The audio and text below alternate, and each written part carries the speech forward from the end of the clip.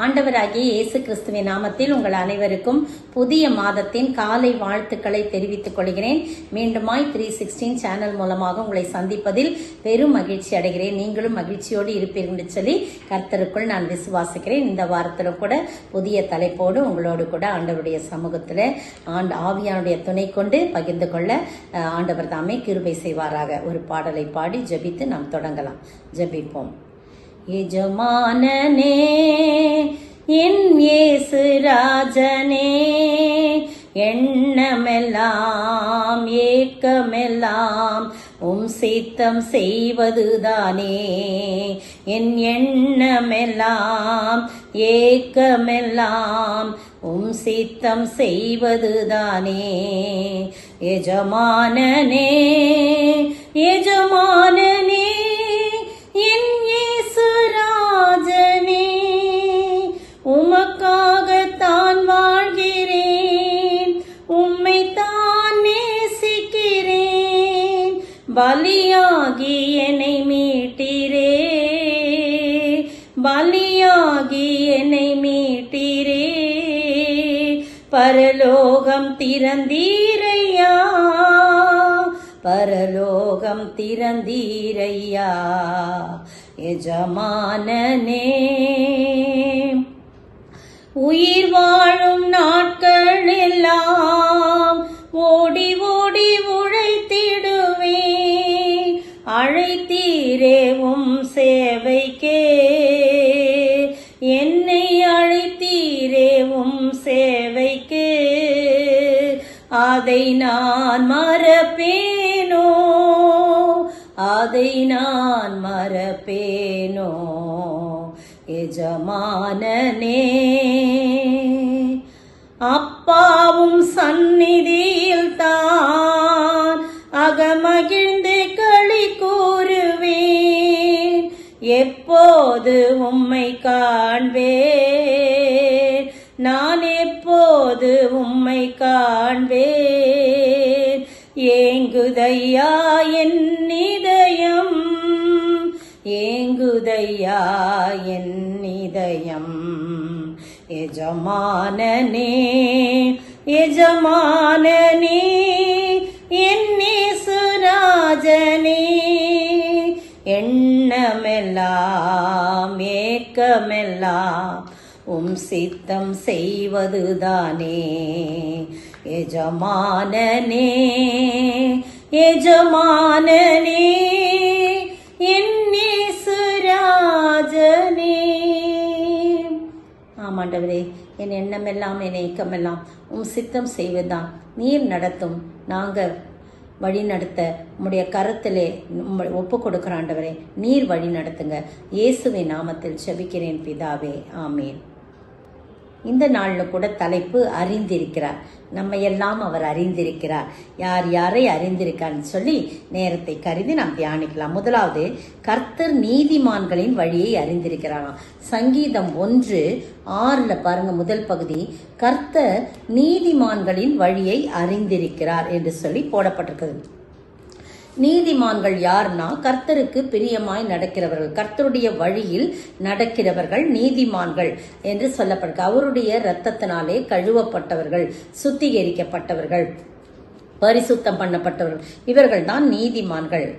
நீதிமொழிகள் 4:18 பாருங்க, நீதிமொழிகள் 4:18 நீதிமான்களுடைய பாதை நடுப்பகல் வரைக்கும் அதிகமாய் பிரகாசிக்கிற சூரியனை போல் இருக்குமா. நடுப்பகல் வரைக்கும். அப்ப வழியை அவர் அறிந்திருக்கிறார். அந்த வழி எப்படி இருக்குதாம், நடுப்பகல் வரைக்கும் அதிகமாய் பிரகாசிக்கிற சூரிய பிரகாசம் போல இருக்கும் அப்படின்னு போட்டிருக்கு. அந்த வழியை அவர் அறிந்திருக்கிறார் என்று சொல்லி சொல்லப்பட்டிருக்குது. எப்படி அவர்கள் வழியை அறிந்திருக்கிறார் என்று சொல்லும் போது, சங்கீதம் 34:15 கர்த்தருடைய கண்கள் நீதிமான்கள் மேல் நோக்கமாயிருக்கு. ஆனால்தான் அவர் அறிஞ்சிருக்கிறார் வழியை. கர்த்தருடைய கண்கள் நீதிமான்கள் மேல் நோக்கமாயிருக்கு. அதே சங்கீதம் 34:17 கர்த்தருடைய செவிகள் அவருடைய கூப்பிடுதலை கேட்கிறதாம். அவங்க கூப்பிடுறாங்க, அதனால அவங்க வழியெல்லாம் எப்படின்றத அறிஞ்சிருக்காங்க.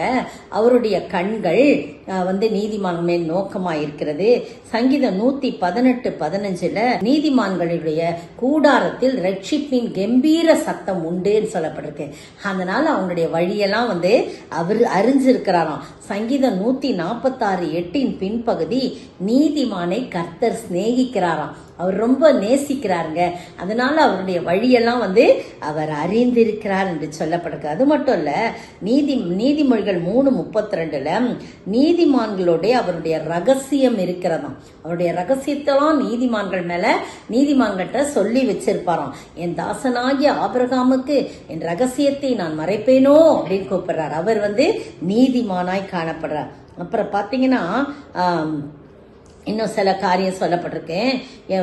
என்னெல்லாம் செய்யறாருன்னு சொல்லும்போது, கர்த்தருடைய வழியில் செம்மையானவைகள் நீதிமான்கள் அவைகளில் நடப்பாரலாம். ஓசியா 14:9 நீதிமான்கள் அந்த கர்த்தருடைய செம்மையான வழியில அவர்கள் நடத்துவாராம். அப்புறம் எவ்வளவு அருமையான ஆண்டவர் பாருங்க. அடுத்தது ஆதியாகமம் 6:9 ஒரு சம்பவத்தை உங்களோட கூட பகிர்ந்துக்கிறேன். ஒரு நீதிமானை குறித்து. நம்ம ஆதியாகம்னு சொன்ன உடனே 6வது அதிகாரத்துல ஒரு நீதிமான் இருக்காது. யாருன்னு சொல்லும் போது நோவா. அப்படியே தேடிக்கிட்டே வரார். ரொம்ப மனுஷர் அக்கிரமம் பண்ணிட்டு இருக்காங்க, ஒருத்தர் கூட நல்லவங்க இல்லையா, இந்த மனுஷனை ஏன் படைச்சேன்னு கர்த்தர் மனஸ்தாபப்படுறாராம். அப்படியே வரும்போது அவர் ஒரு நீதிமானை காண்றார். நோவா என்ற நீதிமானை காண்றார். அவர் தன் காலத்தில் இருந்தவர்களே நீதிமானும் உத்தமனுமாய் இருந்து நோவா தேவனோடு சஞ்சரிக்கிறவராய், ஜெபிக்கிறவராய், அவரோடு இணைந்து சஞ்சரித்தல்னா இணைந்து வாழ்தல், அப்படிப்பட்ட ஒரு வாழ்க்கை வாழ்றவரா இருக்கிறார். அதனால்தான் கர்த்தருடைய கண்களில் நோவாவுக்கோ கிருபை கிடைத்ததுன்னு சொல்லப்பட்டிருக்கு. அப்ப இந்த ஜனங்களெல்லாம் நான் அழிக்க போறேன், மழையை வருவித்து நான் வெள்ளங்களை பெருக பண்ணி நான் இந்த ஜனங்களை எல்லாம் அழிக்க போறேன். ஆனா என்னுடைய பார்வையிலே நீதிமானாய் இருக்கிற நோவாவுக்கு கிருபை கொடுத்து அவனையும் அவன் வீட்டாரையும் நான் காத்துக்கொள்வேன் சொல்லி ஆண்டவர் நோவாவோடு பேசுற. அந்த ஜனங்களெல்லாம் நான் அழிக்க போறேன், நீ இந்த மழையினால அழிக்க போறேன், நீ உனக்கென்று ஒரு கோப்பேர் மரத்தினால ஒரு பேழையை உண்டு பண்ணு, அதனை இத்தனை நீளம் இருக்கணும், இத்தனை அகலம் இருக்கணும், அப்படிலாம் சொல்லி நிறைய அவருக்கு இன்ஸ்ட்ரக்ஷன் சொல்றார். அவர் ஒரு இன்ஜினியர் இல்லைங்க, ஆனாலும் கூட ஆண்டவர் சொல்ற அந்த சொல்லி கொடுத்த அந்த ப்ளூ பிரிண்ட் படி கரெக்டா சொல்றார். அது பாருங்க, நோவா அப்படியே செய்தான். தேவன் தனக்கு கட்டளையிட்டபடி எல்லாம் அவன் செய்து முடித்தான். இந்த கதவை இந்த பக்கமா வைப்பா, கீழறைகளை இப்படி வை, மேலறையில ஒரு சென்னலை உண்டு பண்ணு அப்படின்னு சொல்லி நிறைய காரியம் அவர் சொல்றத பாக்குறோம். அதே மாதிரி சார் உள்ளுக்கும் தண்ணிலாம் உள்ள வராதபடி உள்ளுக்கும் வெளியிலையும் கீழ் பூசுலாம் சொல்றாரு. நோவாவும் பிள்ளைகளும் எல்லாரும் குடும்பமாய் சேர்ந்து இந்த பணியை செய்திருக்கிறாங்க. அதனால்தான் அவங்க குடும்பம் முழுவதும் காக்கப்பட்டவருடைய வழியை அறிந்திருக்கிறார், நீதிமான்களுடைய வழியை அறிந்திருக்கிறார். நோவா என்னோடு வாழ்ந்திருக்கிறான், என்னோடு இணைந்திருக்கிறான், ஆனால் அவனுடைய வழி நல்ல விதமாய் இருக்க வேண்டும், அவனுடைய குடும்பம் தழைக்க வேண்டும், பிள்ளைகளின் காண வேண்டும் என்று சொல்லி அவர் வழியை அறிந்திருந்தபடினால அவனை காப்பாற்றுகிறார். 40 நாட்கள் மழை பெய்து ஒரு உன்னத அனுபவத்தை கொடுக்கிறார். இந்த பேழை சாதாரணமா கப்பல் இப்படி போகும் அல்லது இப்படி போகும், இல்ல நேரா போகும் பின்னால போகும், மேலே எப்படிங்க உயர்ந்து உயர்ந்து உயர்ந்து அந்த தண்ணி உயர உயர அந்த பேழை உயர்ந்து அரராத் என்று சொல்லக்கூடிய அந்த உயர்ந்த பர்வதத்துல மலையில அது நின்றது என்று சொல்லி பார்க்கிறோம். எத்தனை அருமையான ஆண்டவர் பார்த்தீங்களா! அந்த உயர இருக்கக்கூடிய உன்னத அனுபவத்தை தன்னுடைய பிள்ளைகளுக்கு கொடுப்பார். எந்த பிள்ளைகளுக்கு? நீதிமான்களாய் இருக்கக்கூடிய பிள்ளைகளுக்கு அவர் கொடுக்கிறார் என்று சொல்லி நம்ம பார்க்கிறோம். காரணம் என்ன? அவர் நீதிமான்களை அதிகமாய் நேசிக்கிறார், சிநேகிக்கிறார். உங்களை என்னையும் அப்படியாய் ஆண்டவர் உன்னத அனுபவத்துக்குள் போகும்படியான வழியை அவர் அறிந்திருக்கிறார்.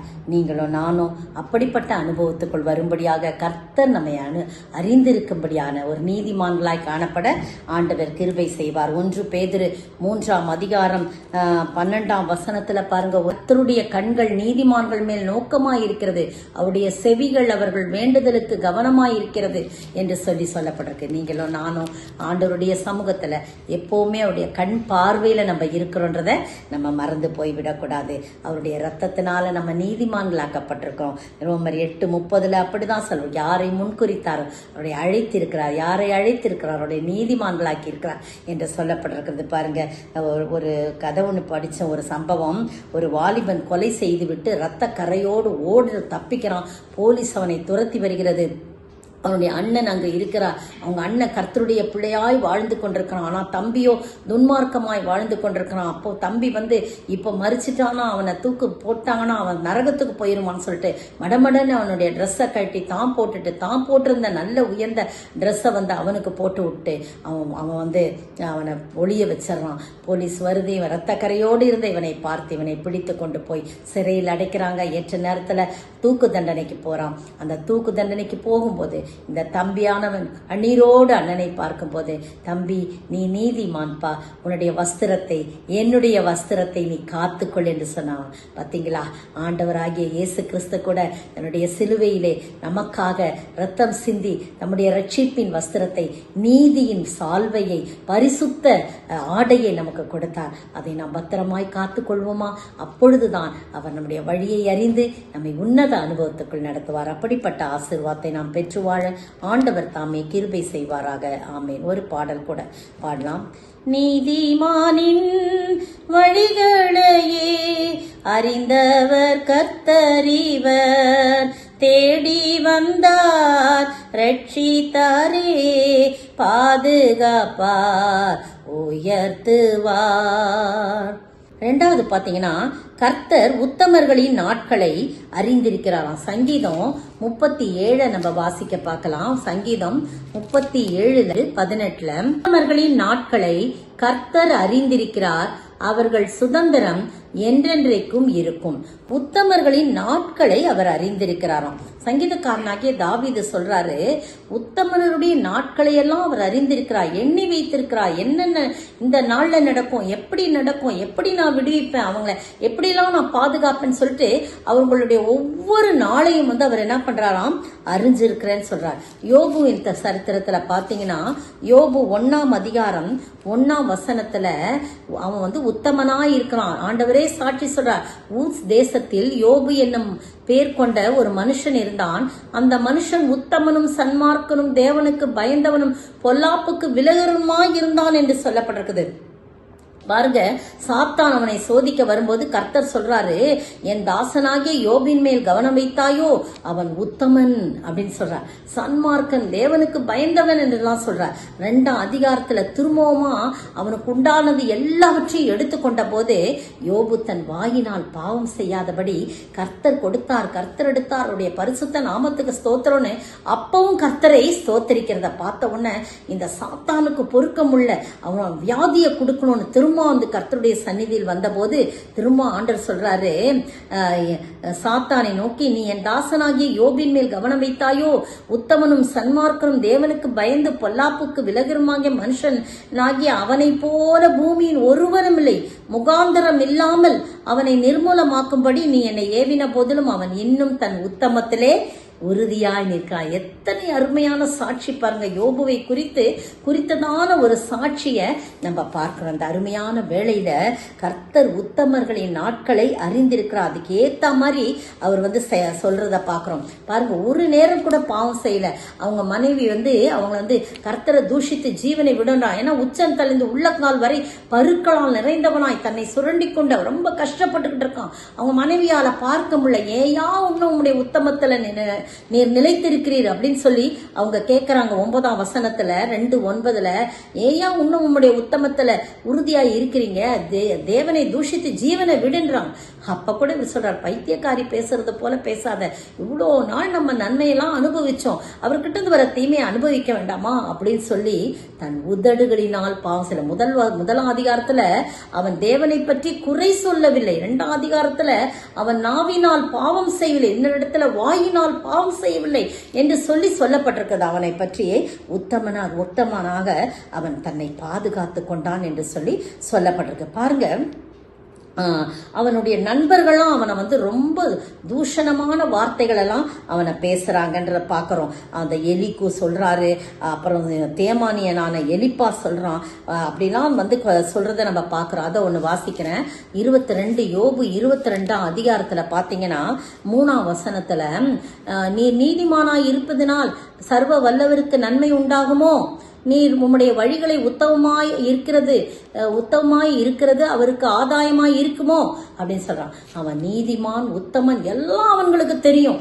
ஆனா அவனை ரொம்ப டார்ச்சர் பண்றத நம்ம பாக்குறோம். அப்படிலாம் அவனை சொன்னாலும் யோபு சொல்றாராம். யோபு 27:5-6 பாருங்க. 27ஆம் அதிகாரம் 5-6 சொல்றாரு, நீங்க என்னதான் சொன்னாலும் நான் என்ன பண்ண மாட்டாத, ஏத்துக்கொள்ள மாட்டேன், ஒத்துக்க மாட்டேன். நீங்க நான் உத்தமத்தை விட்டு நான் கைவிடாது இருப்பேன்னு சொல்ற. 5-6 வாசிக்கிறேன். நீங்கள் பேசுகிறது நீதி என்று நான் ஒத்துக்கொள்ளுகிறது எனக்கு தூரமாய் இருப்பதாக என் ஆவி பிரியும் மட்டும் என் உத்தமத்தை என்னை விட்டு விலக்கேன். எவ்வளவு உறுதியா இருக்கிறான் பாத்தீங்களா? நீங்க எவ்வளவா என்னை பத்தி மோசமா பண்ணாலும் அதெல்லாம் நான் ஏத்துக்க மாட்டேன். என் நீதியை நான் கெட்டியாய் பிடித்திருக்கிறேன், அதை நான் விட்டு விடேன். நான் உயிரோடு இருக்கும் அளவும் என் இருதயம் என்னை நிந்திக்காது. பாருங்க, நீங்களும் நான் அப்படி சொல்ல முடியுமா? என்ன பிரச்சனை வந்தாலும் என்னெல்லாம் சொன்னாலும் சொல்லிட்டு போங்க, ஆனா நான் என் உத்தமத்தை விட்டு விலக்கவே மாட்டேன். நான் உயிரோடு இருக்கிற வரைக்கும் என் நீதியை நான் விட்டு விலக மாட்டேன், அதை கெட்டியாய் பிடித்துக் கொள்றேன் அப்படின்னு சொல்றான். அந்த வழியை தாங்க ஆண்டவர் அறிந்திருக்கிறார் என்று சொல்லி பார்க்கிறோம். பாருங்க, யோபு 23:10 சொல்லப்படுது, நான் போகும் வழியை அவர் அறிந்திருக்கிறார், அவர் என்னை சோதித்த பின் நான் பொன்னாக விளங்குவேன் சொல்றார். பாத்தீங்களா? நான் போகும் வழியெல்லாம் அவர் அறிஞ்சிருக்கார். அவருக்கு தெரியும் எனக்கு என்னென்ன கஷ்டங்கள் இருக்குது, என்னென்ன பாடுகளுக்கு வழியா நான் கடந்து போனோம்னு சொல்லி. ஆனாலும் அவர் நான் என்னை சோதித்த பின்பு நான் பொன்னாக விளங்குவேன் சொல்றார். எவ்வளவு ஒரு ஆணித்தரமான நம்பிக்கையும் விசுவாசமும் பாருங்க. அவர் என்னை சோதித்த பின் நான் பொன்னாக விளங்குவேன் சொல்லி பார்த்த கர்த்தர் கவனித்து பார்த்து கொண்டிருக்கிறார். கர்த்தர் கவனித்து கேட்டு கொண்டிருக்கிறார். அந்த நாட்களை, உத்தமனுடைய நாட்களை அறிந்திருக்கிறார். ஒரு ராஜா குடிமகன்கள் எப்படி இருக்கிறார்கள், தன் மக்கள் எப்படி இருக்கிறார் என்று பார்க்கும்படியாக ஒரு யாரும் அறியாத இடத்துல நடு ரோட்ல ஒரு பெரிய பாறாங்கலை உருட்டி வைத்து விட்டு மறைந்து நின்று பார்க்கிறான். அந்த வழியாக போகிறவர்கள் வருகிறவெல்லாம் ஒருத்தருமே அந்த கல்லை எடுத்து போனோம்னு சொல்ல. ஒருத்தன் சொல்றான், இதை யார் கொண்டு வந்து வச்சா? அவனை பிடிச்சி திட்டுறாங்க, எவன் வச்சானோ சொல்லிட்டு திட்டுறாங்க. உன்னத்தை சொன்ன அந்த அரசாங்கம் சரியாவே தன்னுடைய பணியை செய்யறதில்லை. உன்னத்தை சொல்றாங்க, போக்குவரத்து மினிஸ்டர் இல்லையா, மந்திரிமார்கள்லாம் இருப்பாங்களே, அவங்கெல்லாம் சரியா தன் பணியை செய்யல. இப்படி ஒரு டிராபிக் ஜாம் மாதிரி நடுவுல கொண்டு வந்து வச்சுட்டாங்களே, எப்படி பாதை போறது, எப்படி போறதுன்னு எல்லாம் முறுமுறுத்து கொண்டு திட்டி கொண்டு இது கொண்டு போறாங்களே தவிர ஒரு 4 பேர் சேர்ந்து அந்த கல்லை உருட்டி அந்த பக்கம் வைக்கணும்னு தெரியவில்லை. ஒரு விவசாயி வரான், அவன் தான் சொல்றான், ஐயோ எல்லாருக்கும் இது இடைஞ்சலா இருக்கேன்னு சொல்லிட்டு தன்னுடைய பலத்தை வைத்து அதை உருட்டி தள்ளுகிறான். பாருங்க, அது கீழே தங்க காசுகளும் பணப்பையும் இருந்ததாம். அப்ப அதுல எழுதப்பட்டிருந்தான், இந்த கல்லை புரட்டி தள்ளுவோருக்கு அப்படின்னு ஒரு பேப்பர்ல இருந்துச்சான். பாத்தீங்களா? ராஜா இந்த கல்லை யார் புரட்டி தள்ளுறாங்களோ, ஒரு நல்ல குடிமகனா இருக்கிறது யார் இருக்கிறாங்கன்னு பாக்குறதுக்காக அவங்களுக்கு இந்த பரிசு. விவசாயிக்கு ரொம்ப சந்தோஷம், எனக்கு இப்படி கிடைச்சிருக்குதே, நான் இந்த கல்லை, இடறுதலின் கல்லை, இந்த தடைக்கல்லை உருட்டி தள்ளி நான் பாதையை செவ்வப்படுத்தினேன், அதனால எனக்கு கிடைத்த பரிசு. பாத்தீங்களா? அதை தான் யோபு சொல்றார், நான் போகும் வழியை அவர் அறிந்திருக்கிறார், அவர் என்னை சோதித்த பின் நான் பொன்னாக விளங்குவேன். எத்தனை தடைகள் வந்தாலும், எத்தனை பிரச்சனைகள் வந்தாலும் நான் அதையெல்லாம் உடைத்து கொண்டு என் இயேசுவை, என் கர்த்தரை நோக்கி நான் பார்ப்பேன் என்று சொல்லி அவன் பார்க்கிறான். அதனாலதான் அந்த ஆசீர்வாதம் கிடைக்குது. யோபு அந்த வசனம் சொல்லுது, நீதிமொழிகள் 10:27 பாருங்க. நீதிமொழிகள் 10:27 அவர் உத்தமர்களுக்கு ஆயுசை பெருக பண்ணுவேன்னு சொல்றார். கர்த்தருக்கு பயப்படுதல் ஆயுசு நாட்களை பெருக பண்ணும். பார்த்தீங்களா? கர்த்தருக்கு பயந்து உத்தமமாய் நடக்கிறவர்களுக்கு ஆயுசு நாட்கள் பெருக பண்ணுவார். யோபு 42 7-8 வசனங்கள்லாம் நீங்க பார்த்தீங்கன்னா, யோபுவின் முகத்தை கர்த்தர் பார்த்தார். என் தாசனாகிய யோபு பேசினது போல நீங்கள் நிதானமாய் பேசவில்லைன்னு சொல்லி சிநேகிதர்களை கடிந்து கொள்கிறார். யோபு சிநேகிதர்களுக்காக ஜெபித்தான். அவருடைய சிறையிருப்பு மாற்றப்பட்டது. எல்லாம் இழந்ததையெல்லாம் திரும்ப பெற்றுக்கொண்டான். யோபு பாருங்க, கடைசி வசனம் 42:16 இதற்கு பின்பு யோபு 140 வருஷம் உயிரோடு இருந்து 4 தலைமுறைகளை தன் பிள்ளைகளையும் தன் பிள்ளைகளுடைய பிள்ளைகளையும் கண்டான். யோபு நெடுநாள் இருந்து பூரண வயதுள்ளனாய் மரித்தான். பார்த்தீங்களா? யோபுனுடைய நாட்களை கர்த்தர் அறிந்திருந்தார். உத்தமர்களுடைய நாட்களை கர்த்தர் அறிந்து ஆயுசு நாட்களை பெருக பண்ணுவார். நீங்களும் நானும் உத்தமமாய் எல்லா சந்தர்ப்பத்திலும் உத்தமமாய் நடக்க நம்மை ஒப்பு கொடுப்போமா? அப்படி ஒப்பு கொடுத்தார் கர்த்தர் நிச்சயமாய் வந்த இழந்த எல்லாவற்றையும் யோபு 2 தனியாக பெற்றுக்கொண்டான். பிள்ளைகள் 10 பிள்ளைகள் திரும்பவும் பிறந்தார்கள். அதற்கெல்லாம் பலன் கொடுத்தார். யோபுனுடைய மனைவியை பலப்படுத்தினார், யோபுவை பலப்படுத்தினார். வியாதியின் உக்கிரம் எதுவும் தெரியாதபடி எல்லாவற்றையும் பார்த்தார். இழந்த எல்லாவற்றையும் பெற்றுக்கொண்டான. எல்லா உறவுகள், நண்பர்கள் எல்லாம் அவனோட சேர்ந்தாங்க. பார்த்தீங்களா? பிரியமானவர்களே, உங்களுக்கு எதிராக எத்தனை பேர் எழும்பினாலும் நான் என் உத்தமத்தை விட்டு நான் விலக்கவே மாட்டேன். என் ஆயுசு வரைக்கும் நான் என் உத்தமத்தில் இருப்பேன் சொன்ன யோபுவை போல நீங்களும் நானும் இருப்போமா? அப்படிப்பட்ட ஆசீர்வாதத்தை நாம் பெற்று வாழ ஆண்டவர் கிருபை செய்வார். ஒரு வழி, ஒரு பாடல கூட பாடலாம். உண்மை வழி நடந்திடும் உத்தமனுக்கென்றும் கர்த்தர் துணை, கண்கள் அவன் மீது வைத்திடுவார், கருத்தாய் காத்திடுவார். கர்த்தரை நம்பியே ஜீவிப்போம், கவலை கஷ்டங்கள் தீந்திடும், கைவிட காத்திடும் பரமனின் கரங்களை நாம் பற்றி கொள்வோம். 3வது பாருங்க, நாகும் 1:7 வாசிக்க கேட்கலாம். கர்த்தர் நல்லவர், இக்கட்டு நாளிலே அரணான கோட்டை, தம்மை நம்புகிறவர்களை அறிந்திருக்கிறார். பாருங்க, யார் யாரெல்லாம் கர்த்தரை நம்புறோமோ அவர்களை எல்லாம் அவர் அறிந்திருக்கிறாங்க. நீங்களும் நானும் கர்த்தரை நம்புறோம் தானே? நம்பிதான் வந்திருக்கோம் இல்லையா? யாரை நம்புறோமோ நம்பலையோ, என் ஆண்டவரை நம்புவதை நான் விடாமல் பற்றி கொள்ளணும். என் ஆண்டவர் தான் என் நம்பிக்கை, என் நம்பிக்கையே அவர் தான். அவர் 100க்கு 100 நான் அவரை தான் நம்புவேன் அப்படின்னு சொல்லி நம்மளுடைய நம்பிக்கையை கர்த்தர் மேல் வைக்க வேண்டும். அப்படி நம்பும் போது நம்புகிறவர்களை அவர் அறிந்திருக்கிறார் என்று சொல்லப்படுது. சங்கீதம் 5:11 பாருங்க. 5:11 உம்மை நம்புகிறவர்கள் யாவரும் சந்தோஷித்து என்னாலும் கெம்பீர்ப்பார்களாக. பார்த்தீங்களா? நீர் அவர்களை காப்பாற்றுவீர், உம்முடைய நாமத்தை நேசிக்கிறவர்கள் உம்மிலே களி கூறுவார்களாக. கர்த்தரை நம்புகிறவர்கள் யாவரும் என்னாலும் சந்தோஷப்பட்டு அவர்கள் கம்பீரத்தோட இருப்பாங்களாம். அதே மாதிரி பாத்தீங்கன்னா, நீங்க சங்கீதம் 17:7 பாருங்களேன்.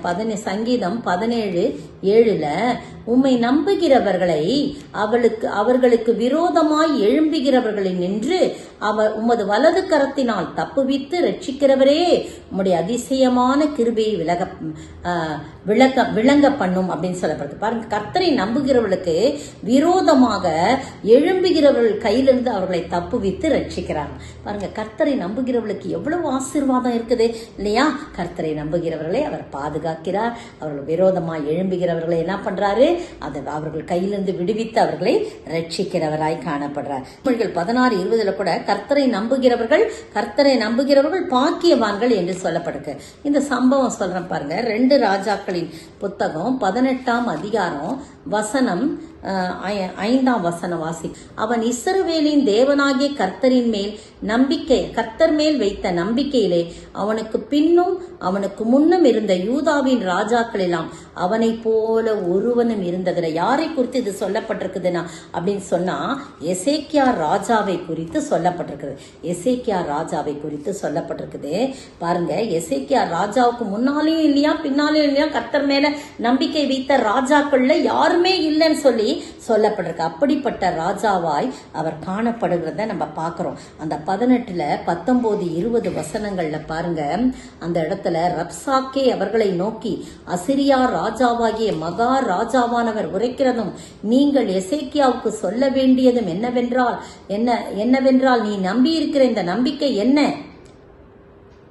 அப்படின்னு சொல்லி கேளுங்க. ஏன்னா அந்த எசேக்கியாவோட 3 பேர் அவங்களுக்கு கூட இருக்கிற இல்கியாவின் குமாரன் ஆகிய எலியாக்கும் என்னும் அரமனை விசாரிப்புக்காரன் ஒருத்தன், அடுத்தது செப்னா என்னும் சம்பிரதி இருக்கான், ஆசாப்பின் குமாரனாகிய யோவாக் என்னும் கணக்கன் இருக்கான். இவங்கெல்லாம் வர்றாங்க. அவங்க கிட்ட இந்த ரப்சாக்கேவை அனுப்புறான் அசிரியா ராஜாவாகிய சனகரிப். அனுப்பி நீ போய் சொல்லு, அவன் கர்த்தர் மேல ரொம்ப நம்பிக்கை வச்சிருக்கான், அந்த நம்பிக்கை என்னன்னு போய் அவங்க கிட்ட கேடு. அதெல்லாம் ஒன்னும் இல்ல, கண்டிப்பா அசிரியா ராஜா தான் ஜெயிப்பாரு, ஆண்டவரே அவங்க கிட்டலாம் சொல்லி இருக்காரு அப்படி இப்படின்னு பொய்யான கருத்துக்களை அவங்க கிட்ட சொல்றத பாக்குறோம். 19, 20 யுத்தத்திற்கு மந்திர ஆலோசனையும் வல்லமையும் உண்டென்று நீ சொல்லுகிறாயே, அது வாய்ப்பேச்சு அன்றி வேறல்ல.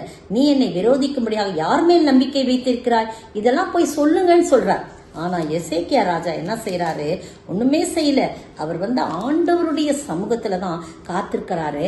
ஆனா ஜனங்க கிட்ட நீங்க பயப்படாதீங்க, நீங்க ஒன்னும் கலங்க வேண்டாம், ஆண்டவர் நம்மோடு கூட இருந்து அவர் யுத்தத்தை செய்வாரு, அந்த சேனைகளுக்கு அசிரியா ராஜாவுடைய சேனைகளுக்கு நீங்க பயப்பட வேண்டாம் அப்படின்லாம் நிறைய சொல்லி இருக்கிறத நம்ம பாக்குறோம். 18, 36 பாருங்க, நிறைய எசேக்கியா ராஜா கீழ்த்தரமா பேசி ஜனங்களை நீங்க எங்கிட்ட வந்துருங்கன்னா சொல்றார். பாருங்க 30ஆம் வசனத்துல 18, 30 கர்த்தர் நம்மை நிச்சயமாய் தப்புவிப்பார், இந்த நகரம் அசிரியா ராஜாவின் கையில் ஒப்பு கொடுக்கப்படுவதில்லை என்று சொல்லி எசேக்கியா உங்களை கர்த்தரை நம்ப பண்ணுவான், அதற்கு இடம் கொடுவான். பாத்தீங்களா, எசேக்கியா சொன்னதை அப்படியே சொல்லி அப்படிலாம் நம்ப பண்ணுவான், நீங்க அதற்கு இடம் கொடாதீங்க, அவன் வஞ்சிக்கிறான் உங்களை, கண்டிப்பா எசேக்கியா ராஜா ஜெயிக்க மாட்டான், நம்ம அசிரியா ராஜா தான் ஜெயிப்பாரு, அதனால நீங்க அவனுடைய சொல்லை கேளாதேங்கள் அப்படின்னு சொல்லி நீங்க எங்க ராஜாவோட ராசியாயிருங்க, அவனுக்கு கொண்டு காணிக்க கொடுங்க, உங்களுக்கு எல்லாமே அவர் கொடுத்துருவாரு அப்படிலாம் சொல்லி ஆசை காட்டுறாங்க. ஆனா அந்த ஜனங்கள் பாருங்க 36ஆம் வசனம் எவ்வளவு அருமையா, எனக்கு ரொம்ப பிடிச்சிச்சு அந்த வசனம். ஆனாலும் ஜனங்கள் அவனுக்கு ஒரு வார்த்தையும் பிரதியுத்தரமாக சொல்லாமல் மௌனமா இருந்தார்கள். காரணம் என்ன தெரியுமா? அவனுக்கு மறு உத்தரவு சொல்ல வேண்டாம் என்று ராஜா கட்டளை இட்டிருந்தான். அப்ப தங்களை ஆள்ற ராஜாவுக்கு அவங்க உண்மையா இருந்தாங்க. பாத்தீங்களா, அவங்க என்ன சொன்னாரோ, எதிராளி எப்படியாவது சொல்லி மயக்கி உங்களை அப்படி எப்படியும் கொண்டு போனாலும் நீங்க ஒண்ணுமே பேசாதீங்க, கர்த்தர் நமக்காக யுத்தம் செய்வார் என்று சொல்லி இருந்தார். அதன்படிதான் எல்லா காரியமும் நடந்தது என்று சொல்லி பார்க்கிறோம். 2 ராஜாக்கள் 19, 32 39 வசனம் வரைக்கும் நீங்க வாசித்து பாத்தீங்கன்னா அங்க ஆண்டவர் சொல்றாரு, அசிரியா ராஜா உங்களுக்கு எதிராக வருவான், ஆனா உள்ள வரவே முடியாது, அவன் திரும்பி போயிருவான், அவன் கொல்லப்படுவான் அப்படிலாம் முன்கூட்டியே சொல்லிடுறார். அப்ப இவங்க ரொம்ப ஜாக்கிரதையா இருக்கிறாங்க. என் நிமித்தமும் என் தாசனாகிய தாவீது நிமித்தமும் நான் இந்த நகரத்தை ரட்சிக்கும்படிக்கு இதற்கு ஆதரவாய் இருப்பேன் என்று கர்த்தர் உரைக்கிறார் என்று சொல்லி அனுப்புறார். பாத்தீங்களா, அந்த தீதானவன் எப்படி சொல்லி அனுப்பினானோ ரப்சாக்கே கிட்ட, அதே மாதிரி எசாயா தீர்க்கதரிசி மூலமாக கர்த்தர் சொல்றார், நான் உங்களுக்கு ஆதரவா இருப்பேன்ப்பா, அவன் உங்களை ஒண்ணுமே செய்ய முடியாதுப்பா. அன்று ராத்திரியில சம்பவித்தது என்ன தெரியுமா? ஒரு தூதன் வரான், கர்த்தருடைய தூதன் புறப்பட்டு அசிரியரின் பாளையத்துல இறங்கி 1,85,000 பேரை சங்கரித்தான். எல்லாம் பிணங்களாய் விழுந்து கிடக்கிறாள், பிழைச்சன்னு அசிரியா ராஜா ஓடி போயினவன அவனை பாருங்க நினிவேயிலே இருந்து விட்டான். அவன் ஒரு கோவிலிலே, நிஸ்ரோகின் கோவில்ல அவன் பணிந்து கொள்ளுகிறது போது அவனுடைய குமாரர்களே அவனை என்ன பண்ணாங்க? பட்டயத்தினால் வெட்டி போட்டார்கள். பாத்தீங்களா, அதான் பெருமை, ரொம்ப பெருமையா தான் என்ற பெருமையோடு எசேக்கியா ராஜாவை மட்டுப்படுத்தினான். ஆனா எசேக்கியா ராஜாவுடைய நம்பிக்கை எங்க இருந்துச்சு? கர்த்தர் மேல 100% இருந்துச்சுங்க. அதனால அந்த நம்பிக்கையை நம்புகிறவர்களை அறிந்திருக்கிற ஆண்டவர் முழுமையாய் நம்பினார். ஆண்டவருடைய ஆசீர்வாதம் எசேக்கியாவுக்கு இருந்தது. நீங்களும் நானும் ஆண்டவருடைய சமூகத்துல பாத்தீங்களா, நம்ம எப்பவுமே ஆண்டவரோடு இணைந்து வாழ்ற ஒரு வாழ்வு வாழும்போது கர்த்தர் நிச்சயமாய் ஆசீர்வதிப்பார். ஒரு வசனம் கூட வாசிக்கிற 2 நாளாகும் 32 7 8 வசனங்களை பாருங்க. நீங்கள் திடன் கொண்டு தைரியமாயிருங்கள், அசிரியா ராஜாவுக்கும் அவனோடு இருக்கிற ஏராளமான கூட்டத்திற்கும் பயப்படாமலும் கலங்காமலும் இருங்க. அவனோடு இருக்கிறவரை பார்க்கலும் நம்மோடு இருக்கிறவர் அதிகம். அந்த ஒரே தூதனை வச்சு என்ன பண்ணாரு? பாதுகாத்தார். அவனோடு இருக்கிறது மாம்சபுயம், நமக்கு துணை நின்று நம்முடைய யுத்தங்களை நடத்த நம்மோடு இருக்கிறவர் நம்முடைய தேவனாகிய கர்த்தர் தானே என்று சொல்லி அவர்களை தேற்றினார். அதனாலதான் அந்த ஜனங்கள் என்ன பண்ணாங்க? பேசாம இருந்தாங்க. நீங்களும் நானும் கர்த்தரை நம்பி ஜீவிக்க ஆண்டவர் தாமே உதவி செய்வாராக. ஆமீன். ஒரு பாடல் கூட பாடலாம். 100க்கு 100 உண்மையே நான் நம்புவேன், அற்புதம் செய்திடுங்க, அதிசயம் நடத்திடுங்க, மனிதர்கள் முன்பாக தலை குனிந்து போகாமல் உயர்த்தி வச்சிருங்க, உங்களையே நம்பி இருக்கோம், என் நம்பிக்கையே என் உமக்கு ஸ்தோத்திரம், என் புகலிடமே உமக்கு ஸ்தோத்திரம். இத்தனை காரியம் நம்ம பார்த்தோம் இல்லையா? அவர் நீதிமான்களின் வழியை அறிந்திருக்கிறார், அவர் உத்தமர்களின் நாட்களை அறிந்திருக்கிறார், கர்த்தரை நம்புகிறவர்களை அறிந்திருக்கிறார். தொடர்ந்து நாம் அடுத்த வாரம் இதை குறித்ததனால யாரை அறிந்திருக்கிறான்னு சொல்லி நாம் தொடர்ச்சியாக இதை பார்க்கலாம். ஆண்டவரை நோக்கி நாம் செபிப்போம். நம்முடைய நம்பிக்கையை 100க்கு 100 ஆண்டவருடைய சமூகத்தில் வைப்போம். நம்பிக்கையை அப்படிப்படி விலகாதபடி பாதுகாத்துக் கொள்வோம். செபிப்போம். ஸ்தோத்திரிக்கிற ஆண்டவரே, துதிக்கிற ராஜா, 100க்கு 100 உண்மையை நம்புறோம் ஆண்டவரே. தகப்பனே, எங்களுடைய நம்பிக்கை வீண் போகாதவனே, இந்த நம்பிக்கை வீண் போகாது, எல்லாவற்றுக்கும் முடிவு உண்டு என்று சொல்லி இருக்கிறீர் ஆண்டவரே. அப்பா, எசேக்கியா ராஜாவின் நம்பிக்கையை கடைசி வரைக்கும் அவர் நிலைத்திருக்கும்படியாக, அதன் மூலம் நீர் அவருக்கு எதிராளியாக வந்த அந்த சிரியா ராஜாவை புறக்கணித்தீர், அவரை வீழ்த்தினீர், அவரை ஒன்றுமில்லாமல் இல்பொருள் ஆக்கினீர் ஆண்டவரே. அதுபோல ஆண்டவரே, எங்களோடு நீர் கூட இருங்க. எங்களுடைய வழிகளை அறிந்திருக்கிறீர், எங்களுடைய நாட்களை அறிந்திருக்கிறீர் ஆண்டவரே. தகப்பனே, எங்களுடைய நம்பிக்கையை நீர் அறிந்திருக்கிறீர். அப்படிப்பட்ட வாழ்க்கையை நாங்கள் எப்பொழுதும் வாழ எசேக்கியா ராஜாவை போல ஆண்டவரே தகப்பனே, நாங்கள் உத்தமர்களாய் கர்த்தாவே இதோ சுவாமி யோபுவை போல நாங்கள் காணப்பட, ஆண்டவரே நோவாவை போல நீதிமான்களாய் காணப்பட நீர் உதவி செய்ய வேண்டுமாய் ஜெபிக்கிறோம். ஆசீர்வதிங்க, காத்துக்கொள்ளுங்க, வழி நடத்துங்க.